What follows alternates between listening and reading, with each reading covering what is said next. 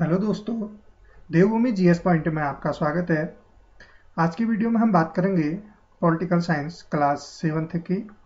इससे पहले हमने क्लास 6 की पॉलिटिकल साइंस के सारे चैप्टरों को पढ़ लिया था। अब हम शुरू करेंगे क्लास 7th की। इसमें हम पहला चैप्टर पढ़ेंगे भारतीय लोकतंत्र में समानता।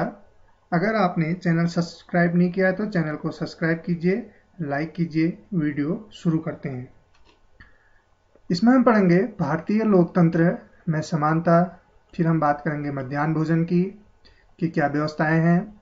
उसके बाद हम अन्य लोकतंत्र में समानता के मुद्दे पर बात करेंगे, जिसमें अमेरिका के बारे में बात करेंगे। इसके बाद हम मताधिकार में समानता, संविधान में अनुच्छेद 15 के बारे में बात करेंगे और कुछ महत्वपूर्ण विषयों या बिंदुओं को जानेंगे। सबसे पहले हम बात करते हैं भारतीय लोकतंत्र में समानता। भारतीय संविधान सब व्यक्तियों को समान अधिकार मानती है या समान अधिकार देती है, समान मानता है। इसका अर्थ है कि देश के व्यक्ति, चाहे वो पुरुष हों या स्त्री हों, किसी भी जाति, धर्म, शैक्षिक और आर्थिक पृष्ठभूमि से संबंध रखते हों, वे सब समान माने जाएंगे। लेकिन इसके बाद भी हम यह नहीं कह सकते कि असमानता खत्म हो गई, यानी इसके बाद भी हम नहीं कह सकते कि देश से असमानता खत्म हो गई है। यह खत्म नहीं हुई है, लेकिन फिर भी कम से कम भारतीय संविधान में सब व्यक्तियों को समानता के सिद्धांत को मान्य किया गया, यानी सभी को समानता का व्यवहार करने के लिए कहा गया। जहां पहले भेदभाव और दुर्व्यवहार से लोगों की रक्षा करने के लिए कोई कानून नहीं था, यानी पहले कोई कानून इस संबंध में नहीं था। अब कानून लोगों के सम्मान और उनके समानता के व्यवहार को सुनिश्चित करने के लिए मौजूद है। लेकिन वर्तमान में ऐसे कानून बना दिए गए हैं जो लोगों को समान अधिकार और समानता का व्यवहार करता है, देखता है, सभी को एक समान सभी को देखता है। समानता को स्थापित करने के लिए संविधान में कुछ प्रावधान किए गए हैं, इनको देखते हैं। पहला है, कानून की दृष्टि से हर व्यक्ति समान है, यानी अब कानून बना दिए गए हैं और उसकी दृष्टि से देश का हर नागरिक कानून की दृष्टि से अब समान होगा। दूसरा, किसी भी व्यक्ति के साथ उसके धर्म, जाति, वंश, जन्म स्थान, उसके स्त्री या पुरुष होने के आधार पर भेदभाव नहीं किया जा सकता, यानी तुम किसी की जाति के आधार पर भेदभाव नहीं कर सकते, धर्म, वंश, किसी के आधार पर भेदभाव नहीं किया जा सकता। हर व्यक्ति सार्वजनिक स्थानों पर जा सकता है, जिसमें खेल के मैदान, होटल, दुकानें, बाजार आदि सम्मिलित हैं। यानी अब व्यक्ति क्या है, खेल के मैदान में जा सकता है, होटलों में जा सकता है, बाजार में सम्मिलित हो सकता है। लोग सार्वजनिक कुओं का प्रयोग कर सकते हैं, सड़कों पर जा सकते हैं, नहाने वाले घाटों का उपयोग कर सकते हैं, यानी अब सबको समान अधिकार दे दिया गया है। चौथा, अस्पृश्यता का उन्मूलन कर दिया गया है, यानी जो छुआछूत समाज में था पहले विद्यमान, अब उसे समाप्त कर दिया गया है, कानून बना दिया गया है। अगर कोई उसका उन्मूलन या उल्लंघन करता है तो उसके खिलाफ कानून कार्रवाई करता है। शासन ने संविधान द्वारा मान्य किए गए समानता के अधिकार को दो तरह से लागू किया, यानी इस अधिकार को इन्होंने दो तरह के तरीके से लागू किया। पहला, कानून के द्वारा, यानी कानून के द्वारा इसे लागू कर दिया गया। दूसरा, सरकार की योजनाओं और कार्यक्रमों द्वारा सुविधाहीन समाज की मदद करके, यानी पहले कानून के द्वारा इसे लागू किया गया, फिर सरकार के द्वारा विभिन्न प्रकार की योजनाओं और कार्यक्रमों को समाज के सामने रखा गया या लागू किया गया, जिससे समाज की मदद हो सके। अब हम बात करते हैं मध्याह्न भोजन व्यवस्था की। मध्याह्न भोजन व्यवस्था इस कार्यक्रम के अंतर्गत सभी सरकारी और प्राथमिक स्कूलों में बच्चों को दोपहर का भोजन स्कूल द्वारा दिया जाने लगा।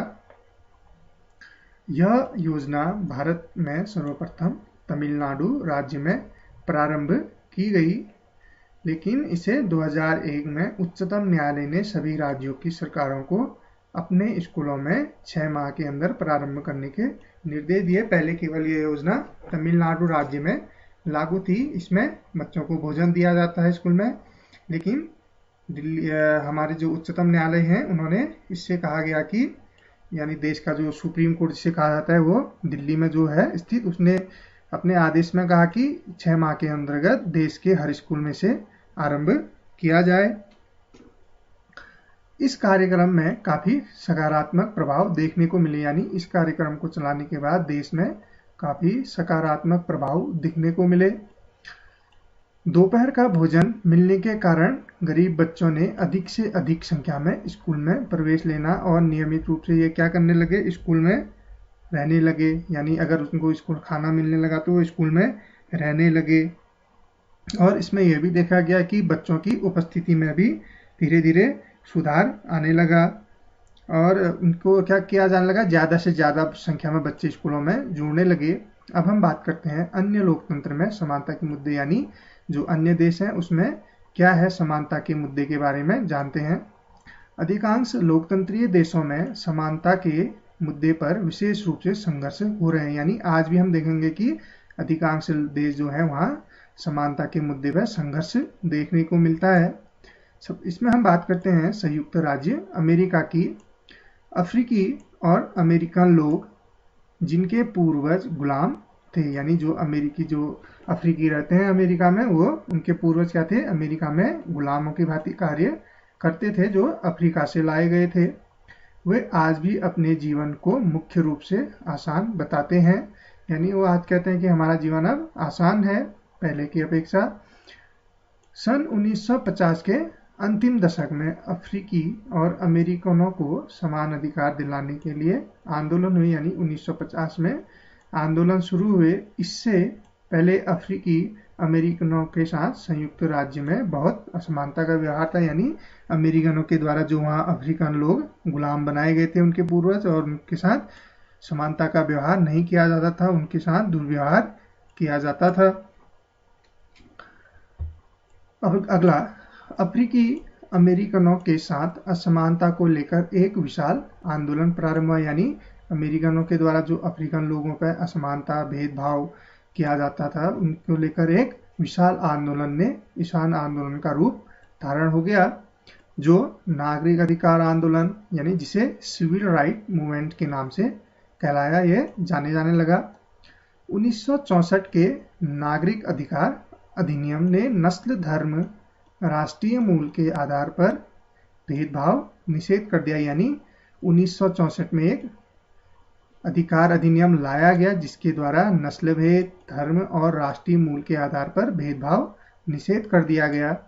इसमें यह भी कहा गया कि अफ्रीकी अमेरिकन बच्चों के लिए सब स्कूलों के दरवाजे खोले जाएंगे और उन्हें क्या है, अलग स्कूलों में जाने की जरूरत नहीं पड़ेगी, यानी वो भी अमेरिकन लोगों के साथ बैठकर पढ़ाई कर सकते हैं, उनके लिए अलग से स्कूलों की व्यवस्थाएं नहीं करनी पड़ेंगी।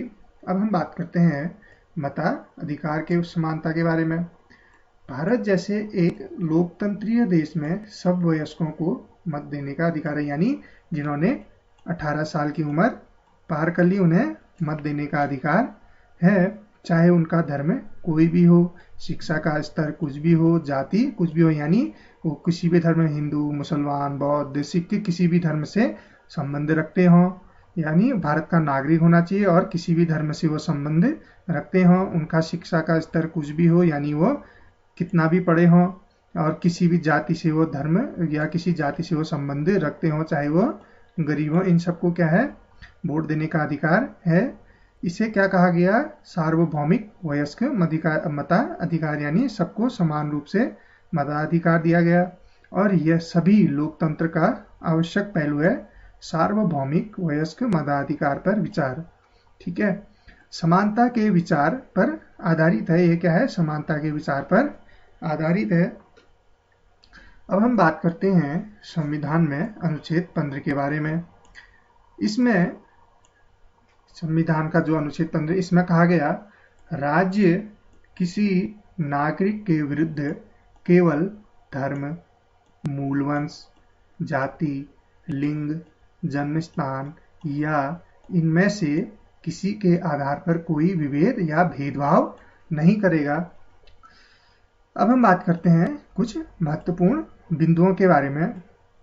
नागरिक अधिकार आंदोलन जो संयुक्त राज्य अमेरिका द्वारा 1950 के दशक में शुरू हुआ, जिसमें अफ्रीकी अमेरिकन लोगों ने नस्लगत भेदभाव को समाप्त करने का अधिकारों की मांग की। यानी इसमें हम इससे भेदभाव से मुक्ति के लिए क्या किया गया, मांग की गई।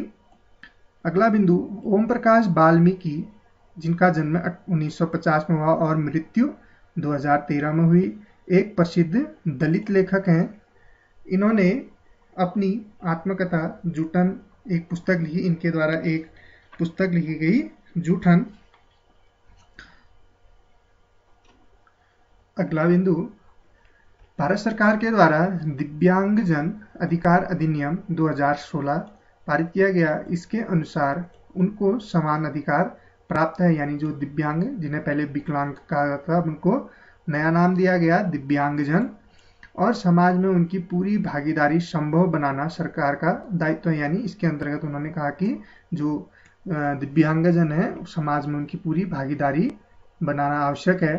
सरकार को उन्होंने निःशुल्क शिक्षा देनी शुरू की, यानी सरकार के द्वारा इन लोगों को निःशुल्क शिक्षा देना प्रारंभ किया गया।